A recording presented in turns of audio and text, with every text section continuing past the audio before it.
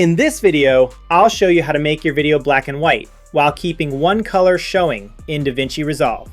First, go to the color page. Then, on the right side, open the RGB Mixer. At the bottom, check the box that says Monochrome.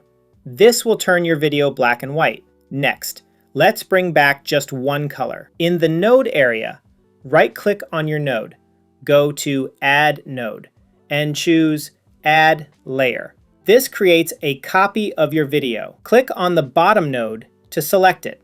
Then, click on the Qualifier icon. It looks like an eyedropper. Now, choose the Picker tool.